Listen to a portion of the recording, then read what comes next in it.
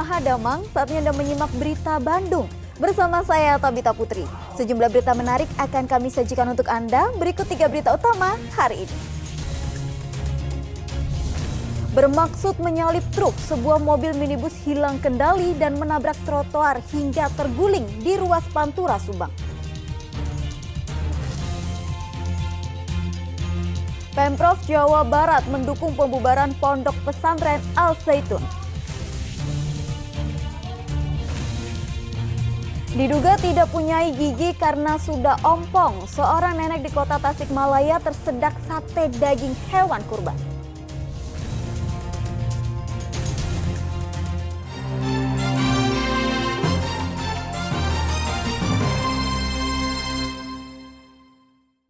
Informasi pertama, hilang kendali saat menyalip truk. Sebuah mobil minibus menabrak trotoar hingga terguling di ruas Pantura Subang pada Senin pagi. Tidak ada korban jiwa dalam insiden ini, namun arus lalu lintas mengalami kemacetan. Sejumlah warga berupaya mengevakuasi mobil minibus Suzuki Carry yang mengalami kecelakaan di ruas Pantura Ciasem Subang Senin pagi. Minibus tersebut terguling setelah menabrak trotoar jalan. Kecelakaan terjadi saat minibus yang melaju dari Binong Subang menuju Sukamandi Jaya tersebut hendak berusaha menyalip truk. Namun pengemudi kehilangan kendali. Minibus kemudian menabrak trotoar hingga akhirnya terguling. Lagi nyalip Bapak? Lagi nyalip. Oh, terus habis gitu ngantem apa? Ngantem truk apa pakai trotoar Pak? Trotoar. Trotoar. Oh, berarti kenceng apa ngantuk Pak dugaannya Pak? Enggak, sedang. Oh, sedang ya? Enggak kenceng, enggak. Tapi alhamdulillah Pak ya, selamat ya. Alhamdulillah selamat. Alhamdulillah. Ini mau kemana ini Pak? Mau berangkat ini kondangan Dari mana ke mana? dari Binong mau ke ini Ciasem. Beruntung tidak ada korban jiwa dalam musibah ini. Namun pengemudi minibus dan istrinya tidak bisa melanjutkan perjalanan menghadiri hajatan karena harus berobat ke rumah sakit. Sementara mobil minibus juga mengalami kerusakan. Akibat kecelakaan ini, arus lalu lintas di ruas Pantura Subang sempat mengalami kemacetan. Kasus kecelakaan ditangani unit laka Polsek Ciasem Subang.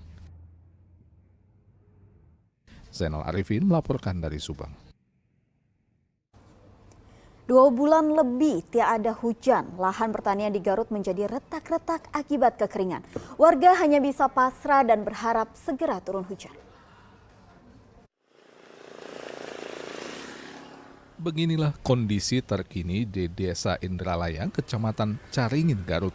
Lahan pertanian warga kering dan terbelah atau retak-retak.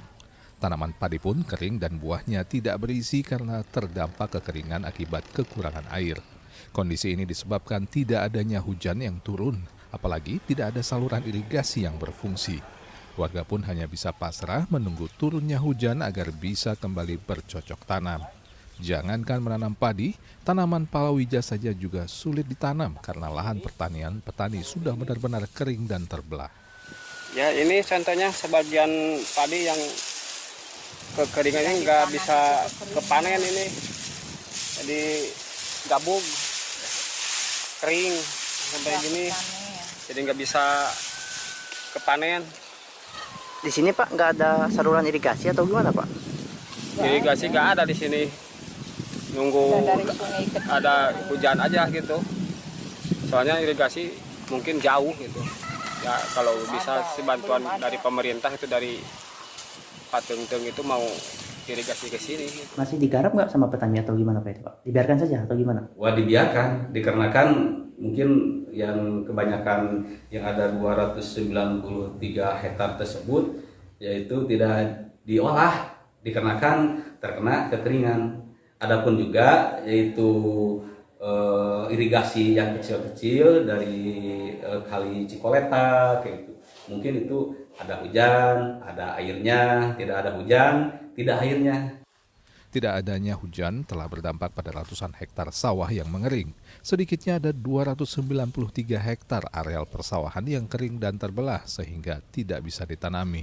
Di wilayah ini mayoritas lahan pertanian adalah sawah tada hujan, sehingga saat kemarau tiba, lahan tersebut tidak bisa diolah. Selain lahan pertanian, kemarau juga berdampak pada sulitnya warga untuk mendapatkan air bersih. Eko Setiabudi melaporkan dari Garut. Perwakilan Forum Solidaritas Dharma Ayu mendatangi Mapolres Indramayu pada Senin sore. Mereka melakukan silaturahmi terkait rencana aksi yang akan digelar pada Kamis mendatang.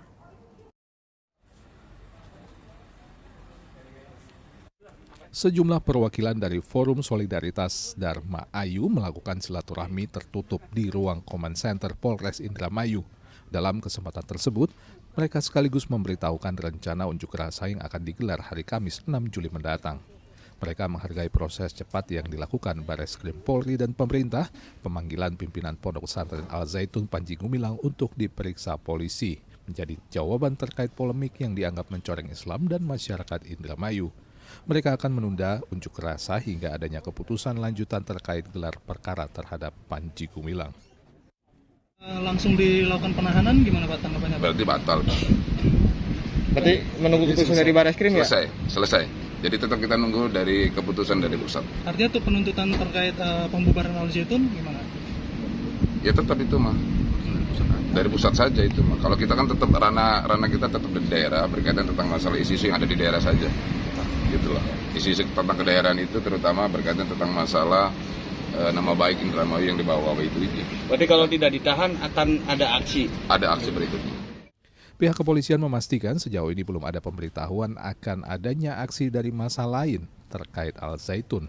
Petugas juga mengimbau kepada pengelola Pondok Pesantren Al Zaitun agar tidak mendatangkan massa tandingan jika nantinya akan terjadi unjuk rasa. Tindakan preventif selalu kita lakukan. Ya, kita minta supaya tidak ada lagi masa-masa aksi yang harus didatangkan, yang mereka sebut sebagai aksi imbangan gitu ya. Kita juga himbauan itu kan tidak hanya diberikan kepada masyarakat yang akan aksi ke Al Zaitun, tapi himbauan-himbauan itu juga diberikan kepada pihak Al Zaitun juga. Dan itu merupakan protap dari tugas kami.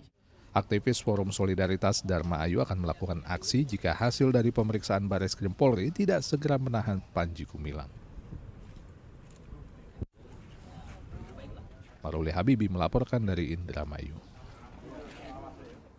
Sementara itu, setelah adanya rekomendasi dari Majelis Ulama Indonesia Jawa Barat soal pembubaran Pondok Pesantren Al Zaitun, Pemprov Jawa Barat pun mendukung rekomendasi tersebut. Meski demikian, pembubaran harus dilakukan secara bijak agar tidak berimbas kepada para santri. Setelah 1 pekan, pemerintah Provinsi Jawa Barat memberikan jawaban terkait Pondok Pesantren Al Zaitun. Pemprov Jawa Barat mendukung penuh rekomendasi MUI Jawa Barat terkait penutupan Ponpes Al Zaitun. Pemprov Jabar melihat adanya perputaran uang secara ilegal dari kegiatan yang dilakukan pimpinan Al Zaitun Panji Gumilang. Hasil perputaran uang tersebut diduga disalurkan ke Negara Islam Indonesia atau NII. Pemprov Jabar akan memberikan solusi jika Ponpes Al Zaitun dibubarkan karena terdapat ribuan santri di ponpes tersebut. Penyelesaian Ponpes Al Zaitun harus dilakukan secara bijak agar para santri mendapatkan pendidikan seadil-adilnya. Yang ketiga, si pesantrennya direkomendasi memang untuk dibekukan atau dibubarkan, tapi harus secara bijak memberi solusi agar ribuan yang sudah berstatus murid di sana atau santri di sana bisa diberikan solusi pendidikan seadil-adilnya. Jadi penyelesaian Al Zaitun tidak boleh mengorbankan hak pendidikan dari anak-anak Jawa Barat yang memang sudah terlanjur bersekolah di sana.